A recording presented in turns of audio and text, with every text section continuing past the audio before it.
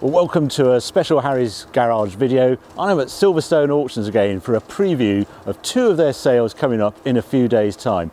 Today is Wednesday, and the first sale is the Porsche sale on the Friday, 28th of September, and then they've got a September sale collection on the 29th on the Saturday. And we're at this new venue. I mean, a crazy place. It's the Dallas Burston Polo Club. Huge, great 600-acre estate. I've driven past it for a number of years, never knew what was here, and it is just extraordinary when you get here. Great big venue, wonderful hall, pub down the road, all sorts of things, so well worth a visit. But what this sale is all about is the cars, so let's go and have a closer look. Okay, well, this is the first car I want to feature, and that is this Diablo SV. And this car is a 1996 car, and I remember this car particularly well because I actually drove this car because this was the original press car. And I did a car of the year with John Barker and Richard Meaden for performance car up in the Yorkshire Dales. I've never really driven a Lamborghini like this, and this was my first taste of Lamborghini craziness, and it was just extraordinary on the test having this on the York moors. So it's had quite a life, this car. After it was a press car, it was then sold to an owner who then sold it to Alpine, and the stereo guys, and they had it as a show car as well. Now it's got 33,000 kilometres showing. It's had some titillation just to improve it over the years, and it presents really nicely. I just think these cars are pretty special. The SV, what it added was more performance. The horsepower went up to 510 horsepower, but the trick was they put a lower diff in it, and you had lower gearing, sprint gearing if you like, so it was quicker on the 0 to 60. And it didn't actually have a 200-mile-an-hour top speed because it hit its rev limiter at about 186 or thereabouts, but you got the extra performance. So a real driver's version, two-wheel drive as well. They were actually slightly cheaper than the VT. I think they've got a special place in Lamborghini history.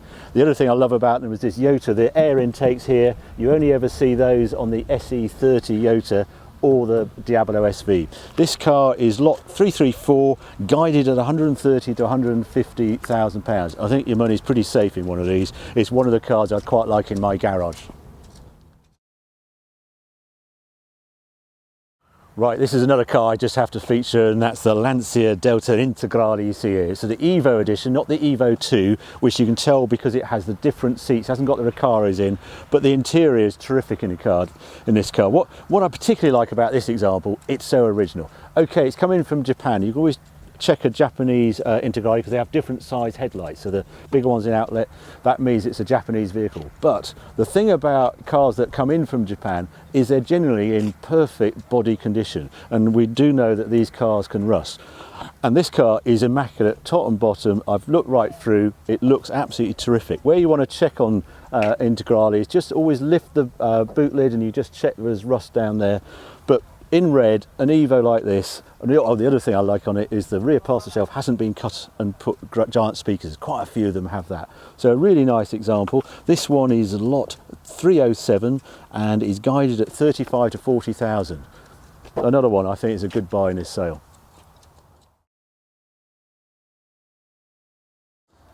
Right, here's one car, Porsche, I wanted to feature, and this is the 3-litre RSR, 1974. Obviously this is an evocation, this isn't a real one, but I know the owner of this car. He's gone through the pain barrier to get this car ready. He bought it a few years ago, and the FAI papers are run out, and then he got new FAI papers issued. It was a 2-3 year journey, lots of mods, lots of modifications the FAI required. This now has 10-year FAI papers. This is eligible for 6-hour Spa, Le Mans Classic, all sorts of things. It wouldn't take very much to get a number plate on the front of this car now as well, and then you can do the Tour Auto and things like that in France. I mean, an extraordinary car, super lightweight as you can see, the great big oil cooler at the front, and then the engine, really special. It's a twin plug head, it has the slider throttle bodies, it's the ultimate version of 3-litre flat 6 engine. It absolutely screams, this car, when you drive it. It's a huge, incredible experience. It's the ultimate classic Porsche, and yet it's guided, well, 85 to 95,000. If you try to buy a real 3-litre RSR, you're looking at 1.4, 1.5 million. I can't believe it'll go for what it's guided at. It has to go for a bit more, but just look at it. Really special car. Okay, I just want to show you this Mercedes SL. This is the 600 model, the V12 version, and a very early car. This is one of the very first that came to the UK and has only covered a remarkable 6,800 miles. Now this was much more expensive than the 500 SL in its day, and it just is extraordinary how they cram the V12 into this engine bay. When you open the bonnet, it's just extraordinary. I have one of these as well. It reminds me, I got it because it's a companion to my Pagani Zonda, because they share the same engine. Inside, as you'd imagine, that sort of mileage is absolutely perfect. The only thing I can fault it on, it has slightly different indicators. They're meant to be yellow and the rear clusters are not quite right. I mentioned it to the person who delivered it, and he opened the boot and there they are. The originals are in the boot. So if you wanted an unmolested, perfect 600 SL, here you are. It is lot 345 and it's guided at a 40 to 50,000. Yeah, they're getting quite a following, these cars, but still a bit of a bargain for what you're actually getting. Okay, here's one car I was really keen to feature, and this is this Audi Quattro from 1982. Pre-production, it's described out in right-hand drive form. Quattro was first shown to the press in 1980, and this car I know really well because it was delivered to me to drive out to Geneva Motor Show in 2010, and I got to know this car really well. I did 1,000 miles out and 1,000 miles back on the snow, everything.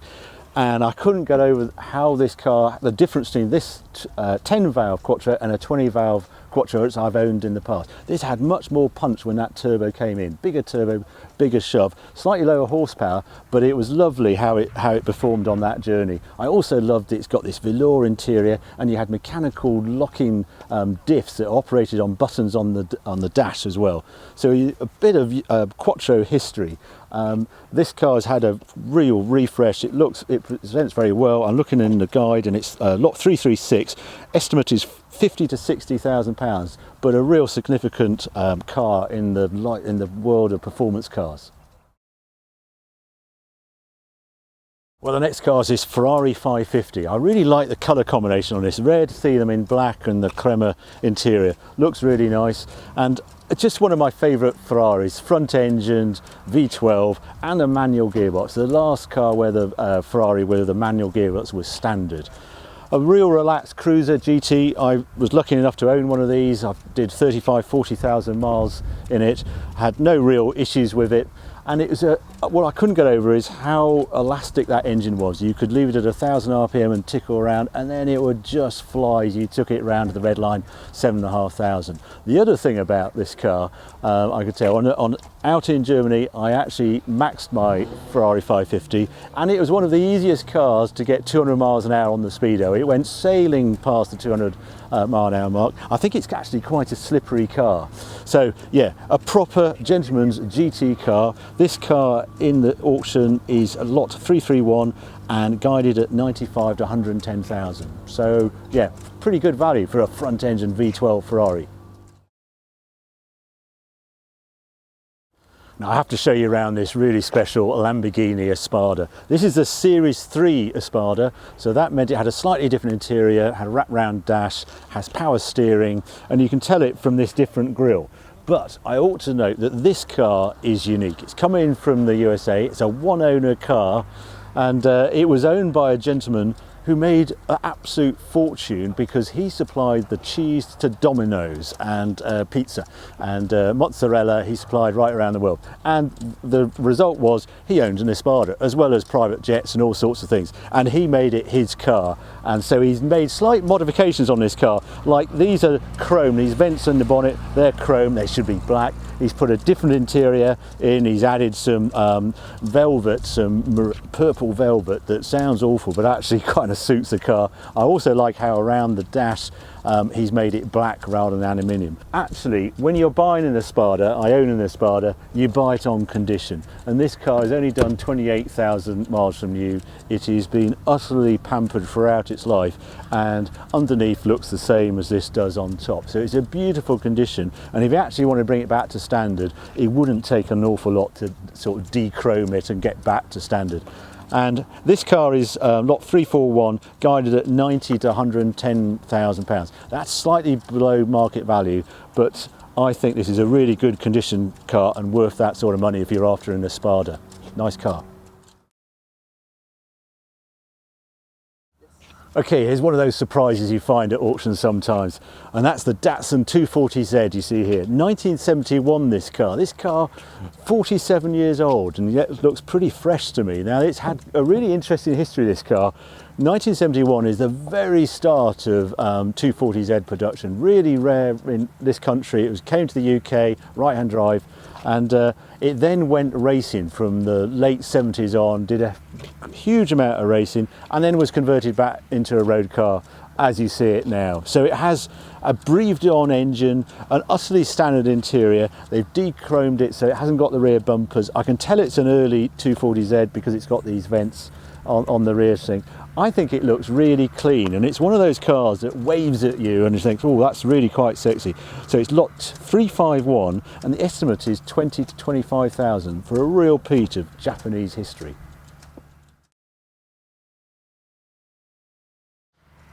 Okay, this is the Porsche 968 Club Sport, a real driver's version of the car. Porsche came out in '94. But what's unusual in this sale, there's two examples available, both the same colour, both with a black interior. How do you choose between the two? Well, this one here is a slightly higher mileage, 61,000 miles, and has had a lot of money spent on it, 18,000 recently on expenses, but it's got like the standard seats in it, while this one is lower mileage and it's got the Fitz bucket seats, which I think was a very nice option in those days. Porsche are really clever back in '94 because the sales are slightly slowing. So what they do, they decontent the car, turn it, lighten it, turn it a real driver's version, and the world loved it. And they sold, well, 179 in the UK, which doesn't sound a lot, but it was a bit of a sales success, and now they're almost legendary status. Two good examples, both guided at the same sort of price, 36 to 42,000 for that one, and this one is 30 to 35,000. So yeah, hard to choose between the two. Look, two very nice examples to me. Okay, this has just rolled in. This is a 2007 Lamborghini Murcielago LP640 Versace, the Versace edition, only 20 produced. And you can tell it's Versace. There's a little bit of the pattern, famous pattern, Versace pattern on the side of the doors. And when you lift the interior, well, the seats have this extra stitching. Won't be to everybody's taste, but just look at it. The Murcielago, I think, gets better looking as the years slip by. I can see on here it has the carbon weave bonnet. There's quite a lot of carbon in this car. And black on black wheels. It's as mean as you like. It's got the glass covers on the engine. And the value of this car, well, it's only done 8,600 miles and the estimate is 150 to 170,000. Quite a statement car. Don't think I'll ever go out of fashion with that V12. Okay, well, I hope you enjoyed that quick tour around some of the star lots at these two sales happening in a few days' time. Remember, the Porsche sale is on Friday the 28th of September, and then the general sale, the September sale, is on Saturday the 29th of September. Remember, you don't have to be here at this extraordinary venue, this Palace Burston Polo Club venue, which is well worth a visit. You can also bid online, or you can get a telephone bid in, or a commission bid, however you want to do it. There's some great cars here. Auctions are always great fun to watch and to see and to be at. Hope you enjoyed this video. If you have, keep watching, keep subscribing. More videos coming along very soon.